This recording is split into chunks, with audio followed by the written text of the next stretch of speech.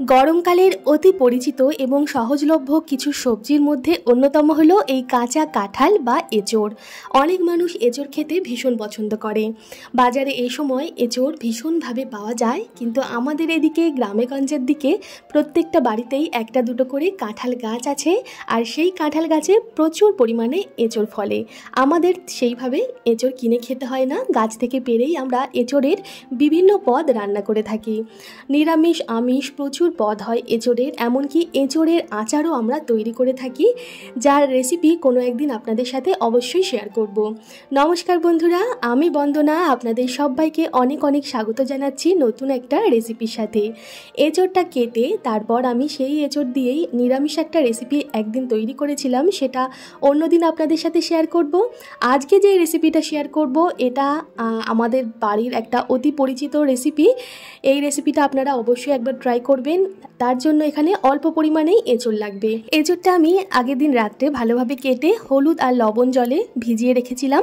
এর পরের দিন সকালে উঠে ভালোভাবে এঁচোড়টা ধুয়ে আমি লবণ আর হলুদ মেখে কিছুক্ষণের জন্য এঁচোড়টা রেখে দেবো। এঁচোড়টা ডুমো ডুমো করে কেটেছি। আর আজকে এই রেসিপিতে আমি চিংড়ি মাছ ব্যবহার করব। এটা অনেক পুরনো একটা রেসিপি, কিন্তু অনেকেই জানেন না এই রেসিপিটা। আপনারা দেখুন পুরো ভিডিওতে সাথে থেকে, আশা করি ভালো লাগবে। এখানে আমি গঙ্গা নদীর টাটকা চিংড়ি মাছ নিয়ে নিয়েছি। এই এঁচোড়ের রেসিপিটার জন্য একটু জ্যান্ত টাটকা চিংড়ি মাছ হলে খেতে বেশি ভালো লাগবে। আর ভীষণই টাটকা যেহেতু চিংড়ি মাছটা, আমি শুধু চিংড়ি মাছের সুরগুলো বাদ দেব, খোসাটা কিন্তু রেখেই দেব। একদম নদীর পরিষ্কার চিংড়ি, এর মধ্যে বিশেষ কোনো নোংরা নেই। এর মাথা লেজ খোসা বাটা খেতে ভীষণ ভালো লাগে আলাদাভাবে। আমি তাই জন্য শুধু সুর আর মাথার কাছে যে করাতের মতো ধারালো একটা অংশ থাকে সেই অংশটা আর চোখ দুটো বাদ দিয়ে পুরো চিংড়ি মাছটাই খোসা সহ নিয়ে নেব। এইভাবে একটা একটা করে সমস্ত চিংড়ি মাছের সুরটা বাদ দিয়ে আমি নিয়ে নিচ্ছি। বানাবো এঁচোড় চিংড়ির ভর্তা।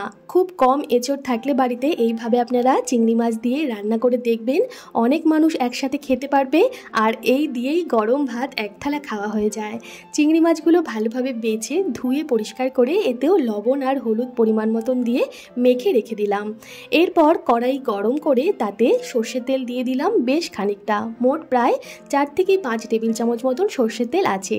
তেল খুব ভালোভাবে গরম হয়ে গেলে তারপর এখানে ডুমো ডুমো করে কেটে লবণ হলুদ মেখে রাখা এঁচোড়গুলো আস্তে আস্তে ছেড়ে দেব গরম তেলের উপর। এঁচোড়টা একটু আমরা ভেজে নেব। আপনারা যদি চান তাড়াতাড়ি রান্নাটা করতে, তাহলে কিন্তু এঁচোড়টা একটু প্রেসার কুকারে দিয়ে হালকাভাবে সেদ্ধ করে তারপর এই ভাজার প্রসেসটা করতে পারেন। আমি ঢাকা দিয়ে দিয়ে কম আঁচে একটু এঁচোড়টা ভাজতে ভাজতেই সেদ্ধ করে নেব। সাবেকি পদ্ধতিতে এঁচোড়ের যে রেসিপিটা, সেখানে এঁচোড় সেদ্ধ করে রান্না করার থেকে এইভাবে ভেজে রান্না করলে এর স্বাদ কিন্তু বেশি আসে। দেখুন খুন্তি দিয়ে আমি প্রত্যেকটা এঁচোড় এইভাবে কেটে কেটে দেখছি এঁচোড়গুলো সেদ্ধ হয়েছে নাকি। যখন খুন্তি দিয়ে অনায়াসে এঁচোড়গুলো কাটা যাবে তখন বুঝতে হবে এঁচোড় সুন্দরভাবে সেদ্ধ হয়ে গেছে। তারপর কাটা এঁচোড়গুলো আবারও ভালোভাবে নাড়াচাড়া করে লালচে বাদামি রং করে এঁচোড়গুলো ভালোভাবে ভেজে তেলটা খুব ভালোভাবে ছেঁকে একটা হাতা দিয়ে এইভাবে এঁচোড়টা আলাদা করে থালাতে প্রথমে তুলে নেব। এরপর বাকি যে তেলটা থাকবে সেই তেলটার মধ্যেই দিয়ে দেব আগে থেকে লবণ হলুদ মাখিয়ে রাখা চিংড়ি মাছগুলো। আর এখানে দেখুন দুটো মিডিয়াম সাইজের পেঁয়াজ একটু মোটা মোটা করে কেটে রেখেছি, আর পরিমাণ মতন পাকা লঙ্কা নিয়ে নিয়েছি। আপনারা এখানে কাঁচা লঙ্কাও দিতে পারেন, ঝালটা একটু বেশি দিলে এই রেসিপিটা খেতে ভালো লাগবে। পেঁয়াজটা একটু মোটা করে কাটলে কোনো অসুবিধা নেই। একসাথে পেঁয়াজ চিংড়ি মাছ আর লঙ্কা দিয়ে খুব ভালোভাবে হাই ফ্লেম করে ভেজে নেব। চিংড়ি মাছ ভাজতে কিন্তু খুব একটা সময় লাগবে না। এবার বলি, রসুন চাইলে আপনারা এখানে দিতেই পারেন। আমি এখানে রসুন দেব না, কেননা এই চিংড়ি মাছটা গঙ্গার নদীর টাটকা চিংড়ি মাছ। রসুন দিলেই কিন্তু চিংড়ি মাছের স্বাদটা একদম নষ্ট হয়ে যাবে। আমি চিংড়ি মাছের স্বাদটা রাখার জন্য রসুন দিলাম না, কারণ রসুনের মধ্যে উগ্র একটা গন্ধ আছে।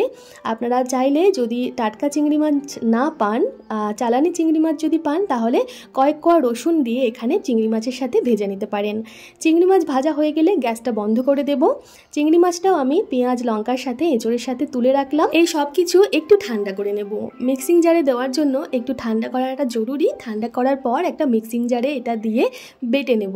আপনারা চাইলে এটা শিলনোড়াতেও বেটে নিতে পারেন, খেতে খুবই ভালো লাগবে।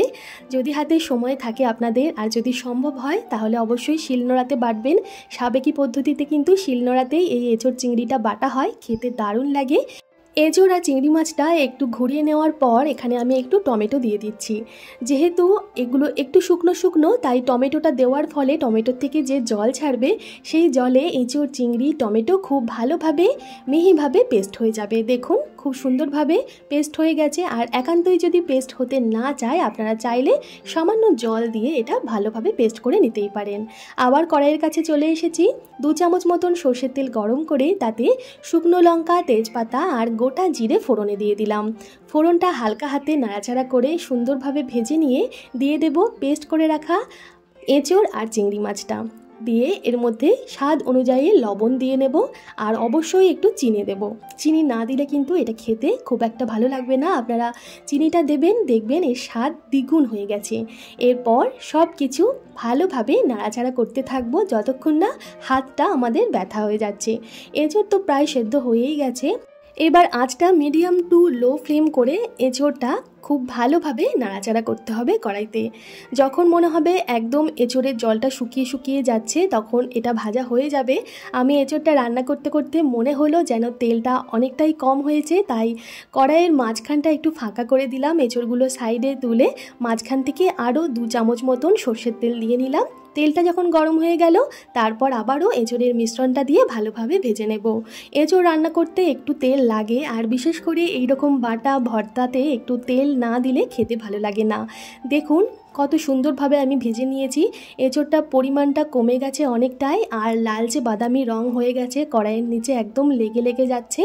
কড়াইতে তেলের উপর জলের ছিটা পড়লে যেরকম চড়বড় চড়বড় আওয়াজ হয়, তেমন একটা আওয়াজ যতক্ষণ না এই এঁচোড়টা রান্না করতে করতে শেষ হয়ে যাচ্ছে ততক্ষণ এঁচোড়টা ভাজতে হবে। তারপর যখন ওই আওয়াজটা শেষ হয়ে যাবে, মনে করতে হবে এঁচোড়ের জল একদম শুকিয়ে গেছে, এঁচোড়টা সুন্দরভাবে ভাজা হয়ে গেছে। তারপর এটা নামিয়ে নিতে হবে। আর এই এঁচোড়ের ভর্তার ওপর থেকে একটু সর্ষের তেল দিয়ে গরম ভাতের সাথে খেতে দারুণ লাগে। তাই আমি যে প্লেটটায় এঁচোড়ের ভর্তাটা রেখেছি সেখানে একটু সর্ষের তেল রাখলাম, একটু কাঁচা লঙ্কা আর ধনেপাতা দিয়ে সুন্দরভাবে সাজিয়ে দিলাম।